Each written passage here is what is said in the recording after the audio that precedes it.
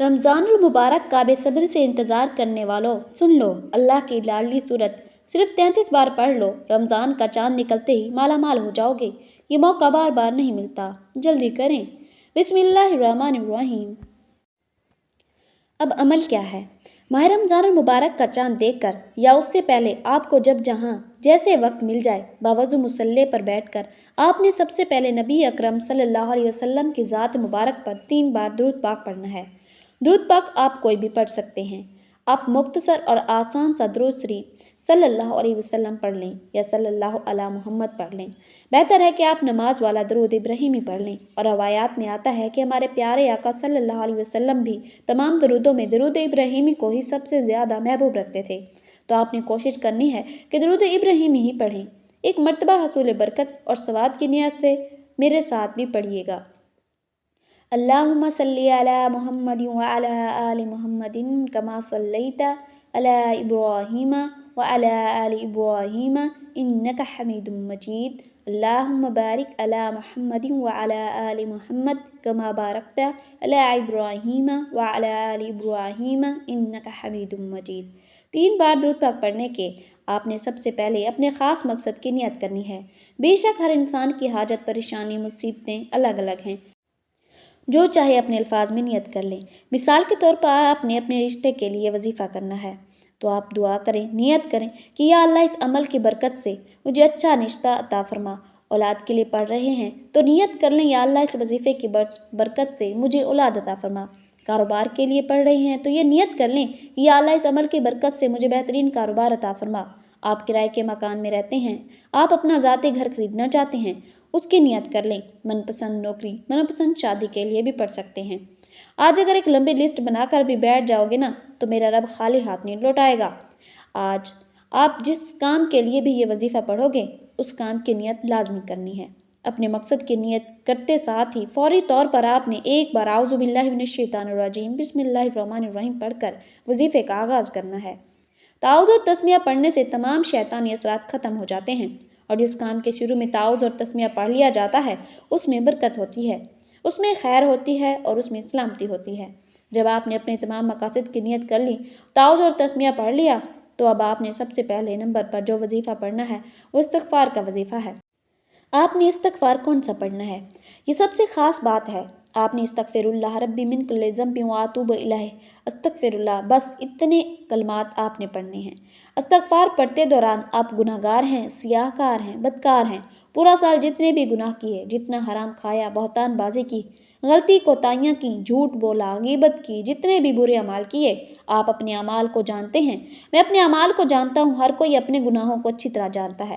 آپ نے تنہائی میں بیٹھ کر استغفر اللہ ربی من کل ذنب واتوب الیہ، استغفر اللہ کو پڑھنا ہے، اور یقین و کامل کے ساتھ پڑھنا ہے۔ اللہ کے حبیب فرماتے ہیں کہ جب انسان توبہ کرتا ہے تو اللہ تعالیٰ فرماتا ہے کہ اے میرے بندے، اگر تیرے گناہ سمندر کی جھاگ کے برابر ہیں تو زمین پر موجود ریت کے ذروں کے برابر ہیں، تو ایک سچی توبہ کر، میں تیری توبہ کے صدقے تیرے تمام صغیرہ و کبیرہ گناہ کو فوری بخش دوں گا۔ اللہ بخشنے والا رحمان اور رحیم ہے۔ آپ نے استغفر اللہ پڑھتے دوران ندامت کے ساتھ، شرمندگی کے ساتھ جتنے بھی برے اعمال کیے ان سب کو ذہن میں رکھتے ہوئے سچی توبہ کرنی ہے۔ آپ نے ان کلمات کو کیسے پڑھنا ہے اور کتنی بار پڑھنا ہے توجہ کیجیے گا۔ استغفر اللہ ربی من کل ذنب واتوب الیہ، استغفر اللہ، استغفر اللہ ربی من کل ذنب واتوب الیہ، استغفر اللہ، استغفر اللہ ربی من کل ذنب واتوب الیہ، استغفر اللہ۔ 3 بار ہو گیا۔ اس طرح سے آپ اپنے دائیں ہاتھ کی انگلیوں پر پڑھ لیں یا تسبیح کے دانوں پر پڑھ لیں۔ آپ نے 100 بار پڑھنا ہے، یعنی ایک مکمل تسبیح پڑھنی ہے۔ آپ نے ندامت کے ساتھ، شرمندگی کے ساتھ اپنے صغیرہ و کبیرہ گناہوں کی توبہ کرتے ہوئے استغفر اللہ ربی من کل ذنب واتوب الیہ، استغفر اللہ کو پڑھتے جانا ہے۔ ایک تسبیح استغفار کے بتائے گئے طریقے سے پڑھنے کے بعد یاد رکھیے گا کہ استغفار سے آپ کے کبیرہ صغیرہ گناہ کی توبہ قبول ہو جائے گی، اللہ راضی ہو جائے گا اور آپ سے خوش ہو جائے گا انشاءاللہ۔ آپ کی توبہ قبول ہونے کے بعد اللہ سے اپنے نصیب کا رزق اور دولت لینے کی باری ہے۔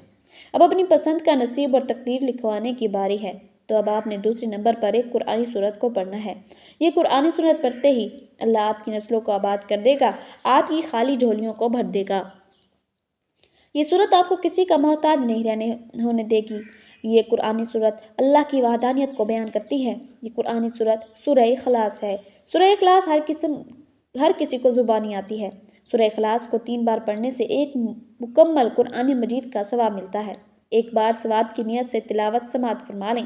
بسم اللہ الرحمن الرحیم۔ قل هو اللہ احد اللہ الصمد لم یلد ولم یولد ولم یکن لہ کفوا احد۔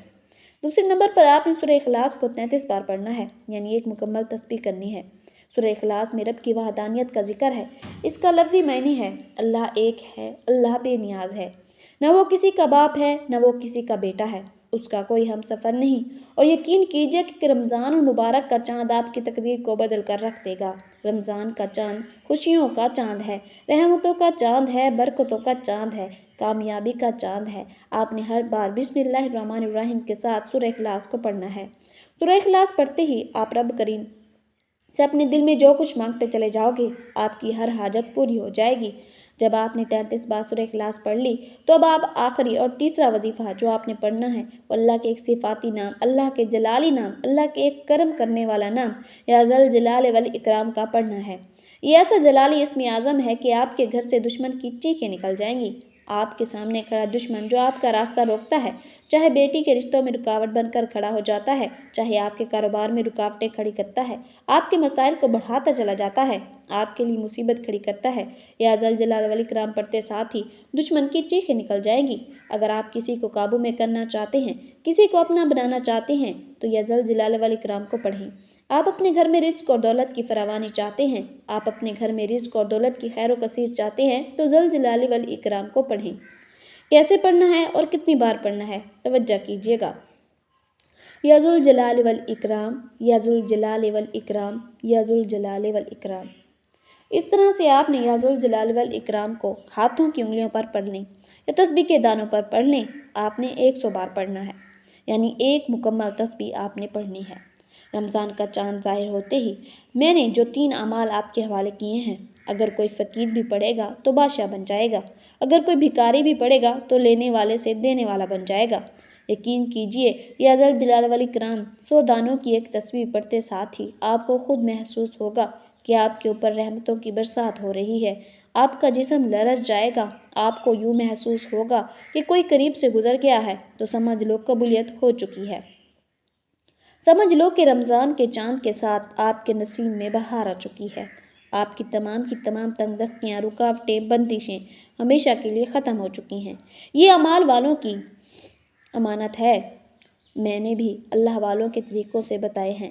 یہ 3 اعمال بتائے گئے طریقے اور ترتیب سے پڑھنے کے بعد آپ نے پھر 3 بار درود پاک لازمی پڑھنا ہے۔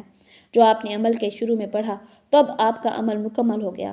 اب دونوں ہاتھ اٹھا کر اپنے گناہوں کی سچی توبہ کریں۔ جیسے ہی دل کو سکون مل جائے کہ اللہ کریم نے توبہ قبول کر لی، جب بھی جسم ہلکا ہو جائے تو پھر اللہ سے ضد کر کے مانگو، اور اب جو مسبب الاسباب ہے وہ غیب سے اسباب بنا دے گا۔ آپ نے اپنے دونوں ہاتھوں کو دعا کے لیے اٹھانا ہے اور اللہ تعالیٰ سے اپنی پریشانیوں کے لیے، حاجتوں کے لیے رو رو کر، گڑ گڑا کر دعا مانگنی ہے۔ اللہ پاک ضرور کرم فرمائیں گے۔ آج آپ کی ہر حاجت پورے ہونے والی ہے۔ آپ بس خلوص نیت کے ساتھ اور پورے کامل یقین کے ساتھ اس وظیفے کو بتائے گئے طریقے کے مطابق پڑھ لیں۔ اس عمل کی برکت سے اللہ آپ کو بہتر نہیں بہترین سے نوازے گا انشاءاللہ۔ دعا ہے کہ رب کریم میرا سنانا اور آپ کا سننا اپنی بارگاہ میں قبول و منظور فرمائے، آمین۔